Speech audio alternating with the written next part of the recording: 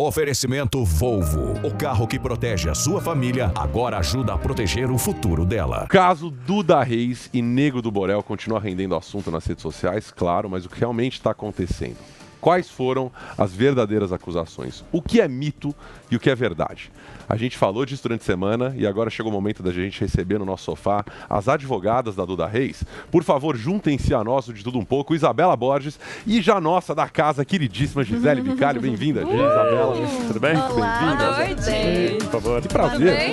Pois é, né? Muito prazer, tudo bem? Bem-vinda. Tudo bem? Fica à Oi, tudo bem? vontade. Bem intensivo. O sofá é todo de vocês. Gi, quando você esteve aqui, você sofá falou, olha, bonito. eu quero trabalhar na minha área mais, eu quero defender mulheres, eu quero fazer o trabalho que eu estou neste mundo para fazer. Então, o propósito, né, é uma coisa que, quando tem que ser, voltei e tô falando sobre o mesmo assunto. Você conhecia a Duda antes? Como é que rolou esse contato e o que está acontecendo que a gente já pode introduzir para o público da Jovem Pan, que não conhece o caso do Duda Reis e do Borel? É difícil, mas tem gente ainda que talvez não está por dentro. Como é que a gente apresenta esse caso? É uma denúncia de agressão? Qual é a denúncia? O que está acontecendo? Olha, eu vi nas redes sociais, como todo mundo, na hora que eu vi aquela situação eu fiquei comovida e mandei um direct para ela. Só que na situação ela não conseguiu ver. Eu fui, comentei no Instagram de assuntos gerais e falei, gente, mandei um direct pra ela e vocês me ajudam a falar com ela? Só que ela também estava tentando contato comigo. E me passaram meu número pra ela e o número dela pra mim. Aí ela veio falar comigo. Falei, Duda, quero te ajudar. O que tá acontecendo? Aí ela falou, posso te ligar? Eu falei, por favor. Aí ela me ligou. Começou a chorar e contou tudo que vocês já assistiram nas redes sociais dela, no Fantástico, enfim. Uhum. E ela falou, tô indo com meu amigo hoje numa delegacia. Eu falei, nem pensar. Ela desamparada, totalmente vulnerável, numa delegacia que acho que só quem é advogado e é desse meio sabe o que acontece. E aí, eu estava no Espírito Santo, estava em Vitória. Eu falei, tem uma pessoa que trabalha comigo, que já trabalhava comigo no Sentinelas, com a Marcela, que eu já tinha falado aqui do Sentinelas, que surgiu no Big Brother. Essa ideia da gente se juntar. E eu liguei pra Isabela, eu falei, você tá comigo nessa? Ela falou, tô com você, vamos hoje pra delegacia.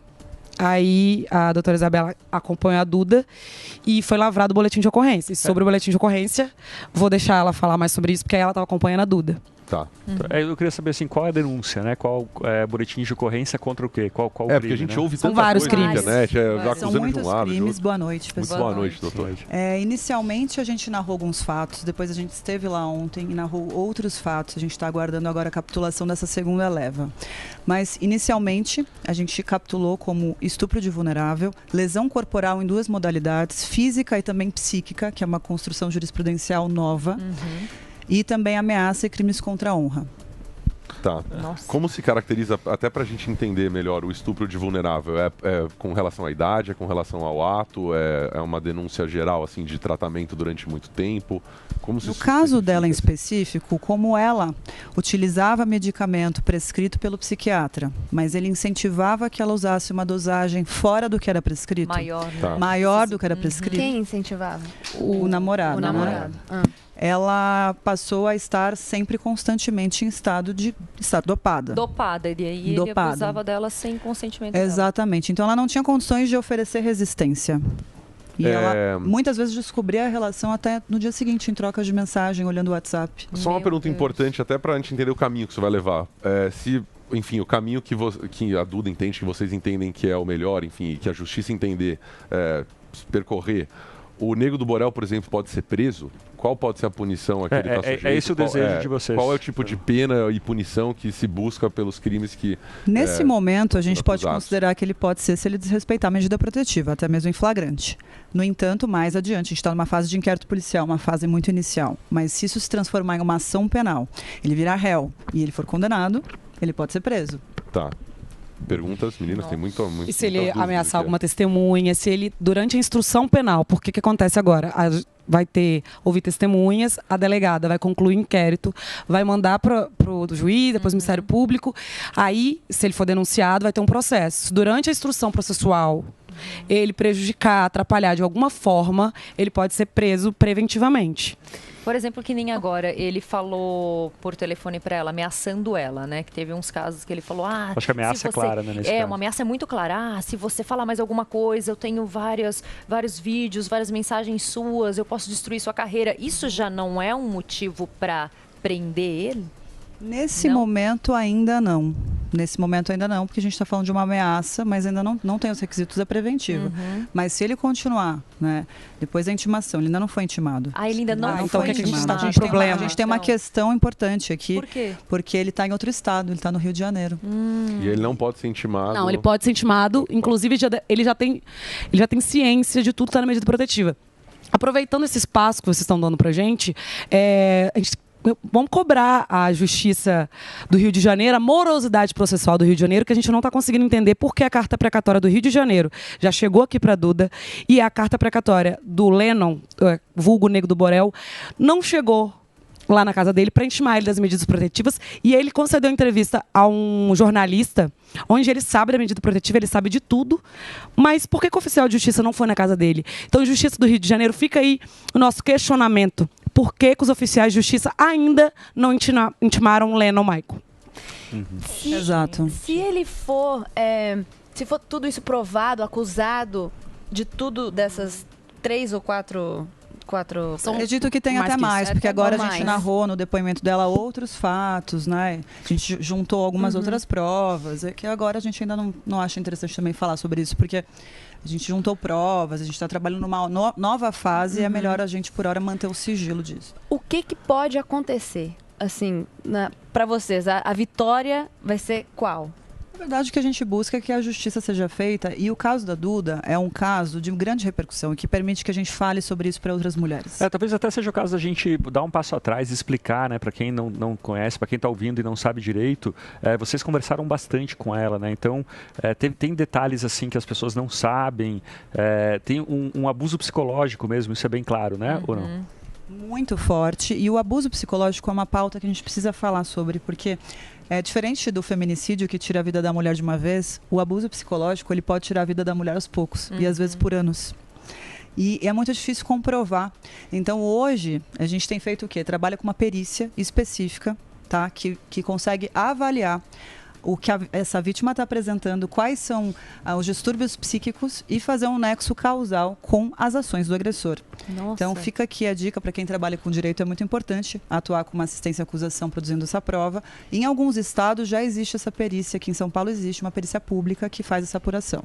Como funciona na lei a emancipação e, por exemplo, o direito da pessoa poder sair de casa aos 16, tomar decisões, até onde ela é adulta, criança? Como isso se separa na lei? A Duda era emancipada? Eu li isso em algum lugar? Eu também era emancipada. É emancipada para efeitos civis, né? Tá. Mas só para quem, desculpa? Até para entender como. Para efeitos civis. O que isso significa, assim, só quer dizer o quê? na prática? Na prática, assim, pro direito penal, isso não tem uma mudança. Por exemplo, Porque os pais dela, várias vezes na rede, queriam que ela voltasse para casa. A vítima né? não faz diferença, ela era uma menina vítima, claro que.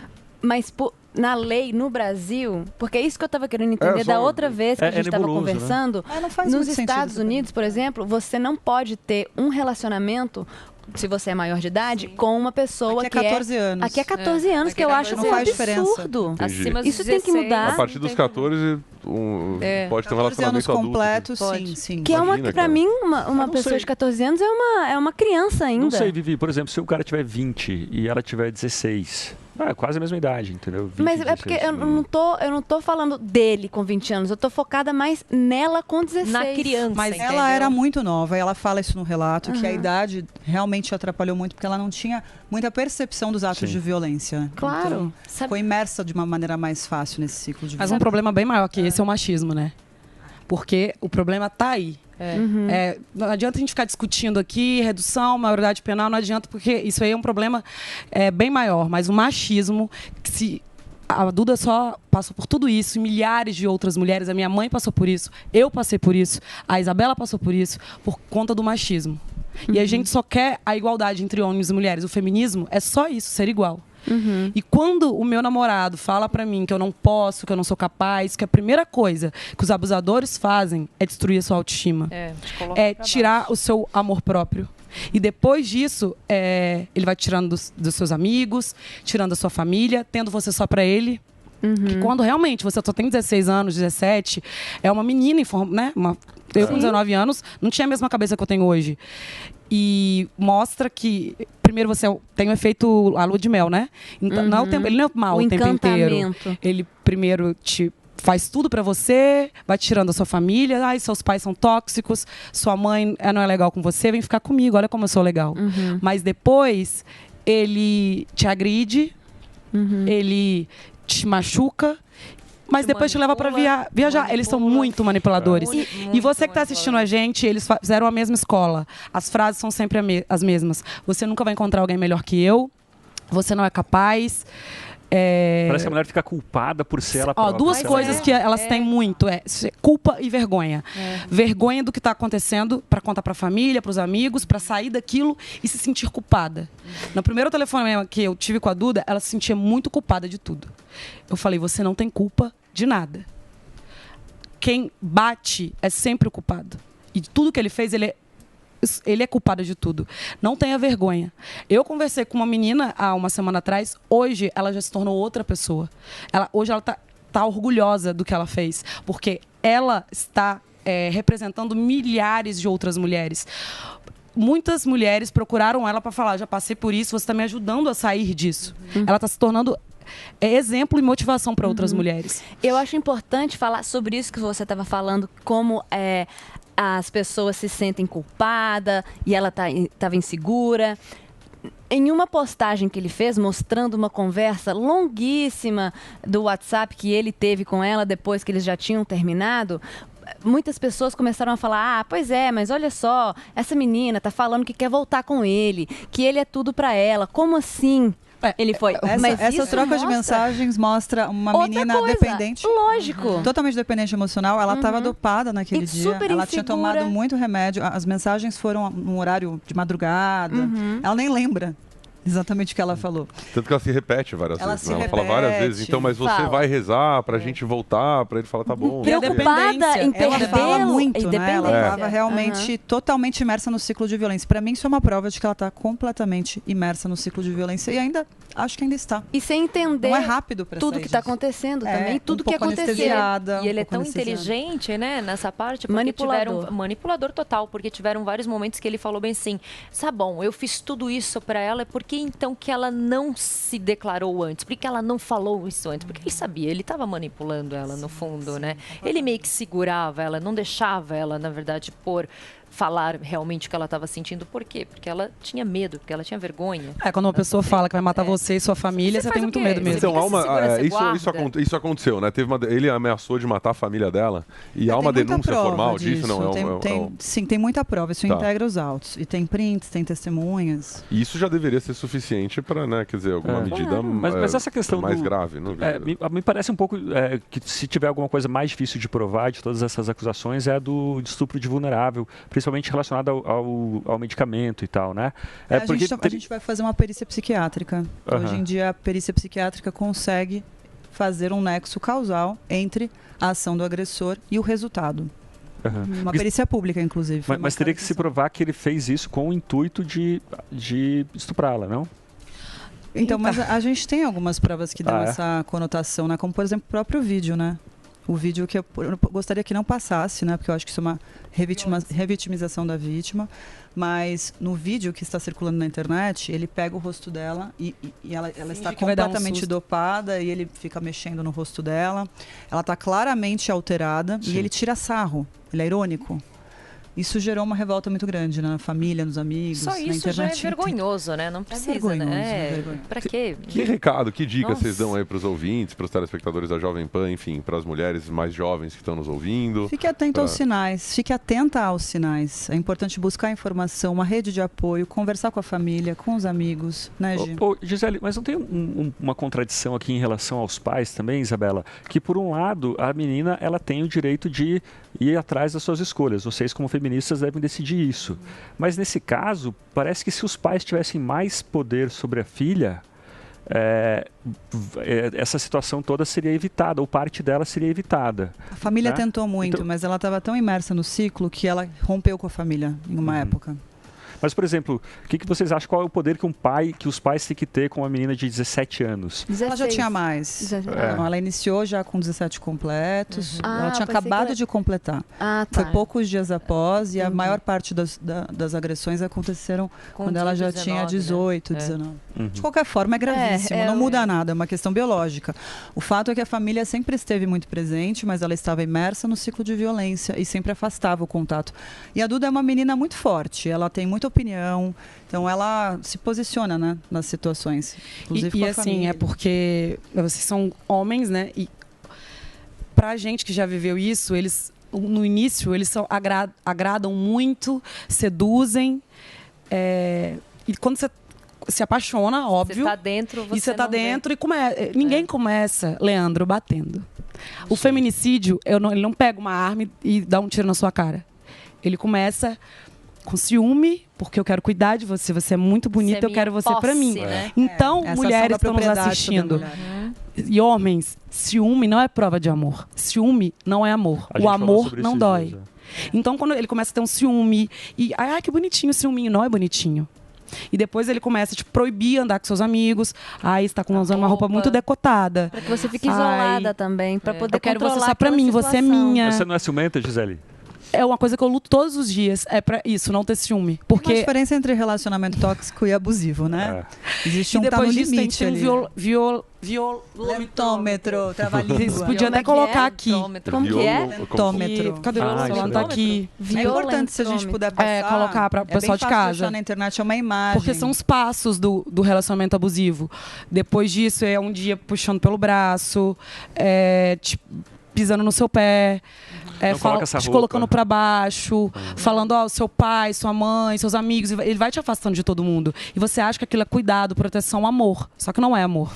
Então, eu acho importante também falar agora sobre o tempo que demora também para a pessoa se dar conta de que ela está, de fato, num relacionamento abusivo. Eu demorei 4 anos. Pois é, então, muitas pessoas falam, mas, gente, 3 anos que ela conviveu com esse cara, ou 6 anos, ou tanto que for. A gente precisa parar de idealizar a vítima. A gente tem que parar de idealizar a vítima. Cada mulher tem uma história de vida. Cada mulher experimentou algo diferente, guarda uma marca diferente que permite que ela sinta algo diferente da outra. Cada mulher lida com a dependência emocional de uma forma. Sim. Então não tem como a gente julgar. Na verdade, é absolutamente grave a gente julgar. Tem mulheres que precisam ficar porque sair de casa é morar na rua. Né? Não tem outra opção. É uma questão de sobrevivência. Tem mulheres que aguentam 40 anos, 50 anos. Eu conheço uma 20 anos a gente é criado. Tem estrutura para sair, não tem. A gente tem que ajudar criando essa rede de apoio e produzindo informação sobre conteúdo. E a gente é criado com ruim com ele, pior sem ele. Não, gente. É ótimo com a gente mesmo. Sobre o caso Duda Reis e Nego do Borel, mais uma vez, desculpa voltar, mas para a gente poder esclarecer todas as dúvidas aqui. Sobre a acusação de que ele teria transmitido HPV para ele. Ele teria divulgado um exame agora apontando que não é verdade. Vocês tiveram acesso a esse laudo? Na verdade, ele não apresentou exames, né? Na verdade, ele praticou um crime de difamação na internet. A gente já noticiou as autoridades, porque ele dá a entender que ela está mentindo. E, na verdade, nenhum dos exames comprova HPV. Então, isso quer dizer, mas tem como algum exame comprovar o que o homem tem HPV? Existe um exame específico, mas é direto no pênis. Sequer ele fez um exame de sangue que, em tese, poderia, com chances enormes de falha, existe, mas ele não fez. Sobre a acusação da assessora também, contra ele, isso fortalece o caso da Duda? Não tem nada a ver? Então, gente, porque quando fala essa pergunta, coloca em xeque a fala da Duda. E o tempo inteiro, nós, mulheres, somos questionadas se realmente está falando a verdade. Que uma coisa do relacionamento abusivo é você é doida. Eu já passei por isso. Tanto que eu era a doida do grupo de amigos dele. E por várias vezes, você vê ele colocando em xeque o que ela fala. E o que aconteceu com a Duda, aconteceu com a Duda. Quando uma outra mulher, ele fez isso com outra mulher, não desvaloriza, ou não descredibiliza o da Duda. Nada, é mais reforçar. Mas isso só comprova, né, que ele realmente faz isso com todas as mulheres. Apenas isso, né? Isso, na verdade, não muda em nada na nossa narrativa. De reforçar, de provar ainda mais que ainda isso mais. repete, de maneira alguma descredibilizar. Mas eu não tô falando de você, Fred, tô falando de uma maneira geral. Não integra os autos, a gente nem noticiou isso por hora, porque não integra os autos mesmo. Quais são os próximos passos agora para os Instagrams de celebridade de plantão que noticiam qualquer coisa, falam um monte de coisa, põem prints e notícias baseadas em nada? Vamos cobrar Instagram de assuntos gerais, a Jovem Pan, Instagram tudo da Jovem Pan aqui, que é maravilhoso. Vamos cobrar a Justiça do Rio de Janeiro que intimem o senhor Lennon Maicon, o vulgo Nego do Borel, das medidas protetivas que ele já tem acesso, porque a carta precatória do Rio já chegou em São Paulo. E a de São Paulo não chega no Rio. Então, Justiça do Rio de Janeiro, Instagrams de todo o Brasil, Jovem Pan, por favor, vamos cobrar a Justiça do Rio de Janeiro para que intime o Nego do Borel. Obrigada. Deixa eu perguntar sobre isso mesmo, Gisele. Uma funcionária de um vizinho meu, ela tinha uma medida protetiva contra o namorado, mas ela era simplesmente ignorada. Né? O namorado ia, dormia na casa, ia quando quisesse, às vezes até trancava ela em casa, assim, trancava no banheiro e tudo, e saía, deixava ela trancada, e tinha medida protetiva. E daí me parece às vezes que as feministas, elas pensam, o Kinder Ovo azul, o Kinder Ovo rosa, quando coisas básicas, do tipo, vamos fazer as medidas protetivas serem eficazes, não são, né? Tipo, talvez aqui... Mas a gente não conhece a história dessa pessoa para dar opinião, não sei como, se ela estava imersa mas são várias, né, doutora? Por exemplo, toda hora me parece que o caso dele, ela estava ainda imersa no ciclo de violência, pode não ter tido apoio psicológico e permaneceu encontrando com o agressor. Muito comum. A mulher não tem o apoio psicológico necessário. Muitas vezes isso é um problema. Isso está na Lei Maria da Penha. A gente precisa implementar esses programas para que a mulher seja acolhida. Mas a lei não espera a mulher morrer? Comum. É uma recaída. A lei não é uma lei que espera a mulher morrer para daí Mas às vezes as autoridades policiais não tomam ciência. Quem fiscaliza a medida, muitas vezes, infelizmente, é a própria mulher.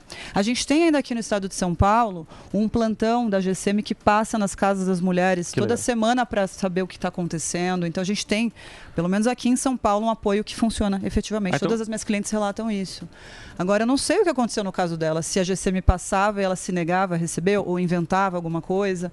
É muito difícil saber, porque a gente não sabe o que acontece entre quatro paredes, né? Então isso que você recomenda para o Brasil todo, quer dizer, um esquema que a polícia possa ajudar a fazer valer a medida protetiva, né? Porque esse programa da GCM é muito importante, né? Aqui da cidade de São Paulo, do estado de São Paulo, que faz essa fiscalização da medida. Então, pode ser uma ideia, pode haver outras ideias, né? Para ajudar, para incentivar as mulheres. Claro que a gente tem lugares muito precários onde sequer a GCM ou a PM pode passar para fiscalizar, né? Lugares pobres, que infelizmente isso não acontece. A gente vive num país com uma grande injustiça social e a gente precisa buscar acabar com isso. E o acesso a um acompanhamento psicológico, porque pelas histórias e o que a gente conversou hoje, é uma parte fundamental.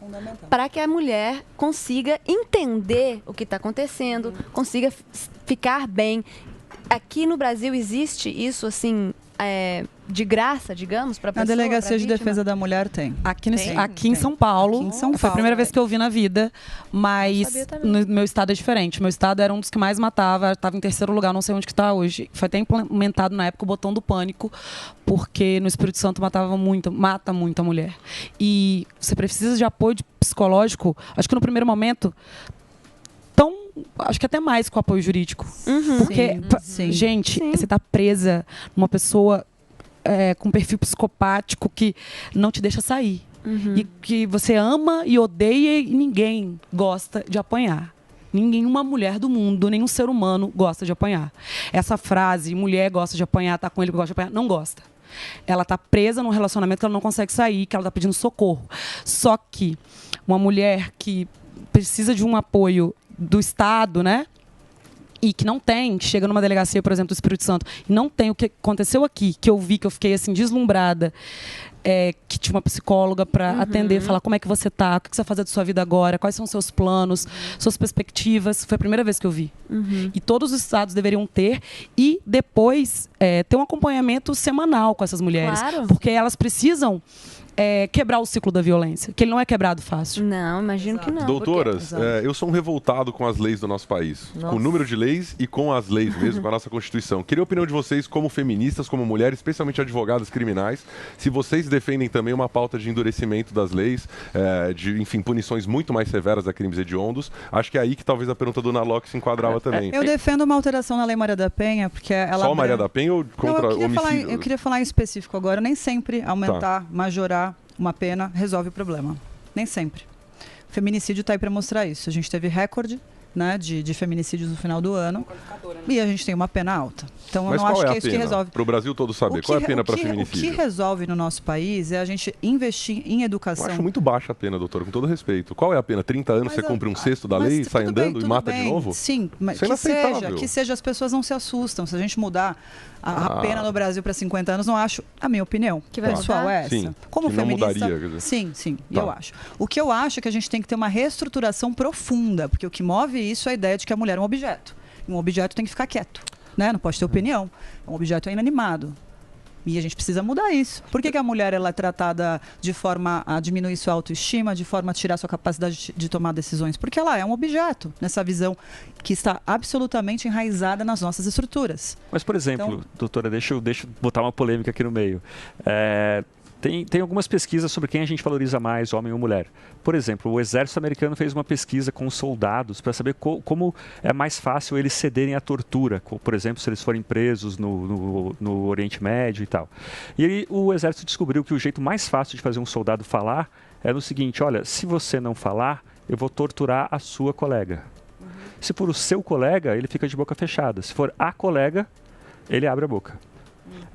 Tem aquela pesquisa do dilema do trolley, sabe? O dilema, você prefere deixar o trem matar 5 pessoas ou mudar a alavanca para ele matar uma pessoa?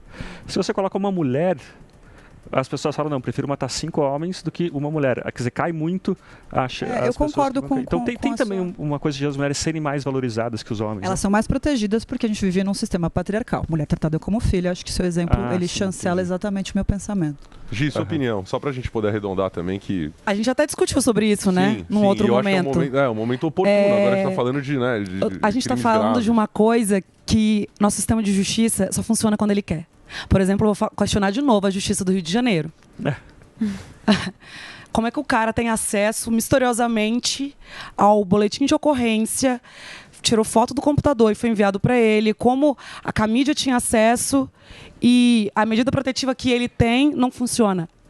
A justiça só funciona, infelizmente, quando ela quer. Nós somos o 3º país que mais prende no mundo hoje. É que menos deixa preso, né, Gi? Então, Fred, mas é uma questão de educação e uma questão de seletividade penal. Eu te garanto que em outros casos ele já teria sido intimado e preso. Sim. Mas nós temos uma pessoa da mídia. Então, mais uma vez, é seletividade penal. E eu vou criar mais leis se as que eu tenho não funcionam. Se o Estatuto da Criança e do Adolescente, ele é maravilhoso na teoria, mas na prática ele não funciona. Então, é uma questão de execução penal mesmo, que não funciona. Então, se eu não tenho capacidade para colocar em prática aquilo que já existe, por que eu vou criar mais coisas se eu não consigo? Se não tem juízes suficientes, se não tem oficiais de justiça suficientes, promotores suficientes para nossas varas. Os processos não andam. No Espírito Santo, processo criminal é de papel ainda. Eu lembro quando a gente falava que você falou que falou que é tudo de papel meses, também. Né? Não, aqui já tem... processo. Sim, já é agora você imagina.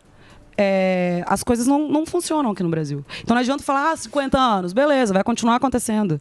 O feminicídio tem poucos anos, 3 anos que a qualificadora foi criada. Algo que é importante, pensando sobre essa reforma, né, legislativa, eu estava terminando de falar, a gente implementar algumas medidas protetivas, né, permitir que a Lei Maria da Penha ela seja aplicada no tocante às medidas protetivas, não só em situações domésticas. Né? Quantas mulheres não sofrem violência contra a mulher, né? Uma violência em razão de gênero dentro do trabalho e tem que lidar com esse agressor, tem que olhar para esse homem, elas não abrangem. Então eu acho que a gente precisa de uma reforma nesse sentido, para que ela possa estar presente em todos os níveis, né? Até mesmo na política. A gente viu o exemplo do que aconteceu com a Isa Pena, né? Com a deputada. E ela eventualmente ainda tem que encontrar com esse sujeito, de repente ele pode se aproximar dela. É muito, muito difícil pensar nisso.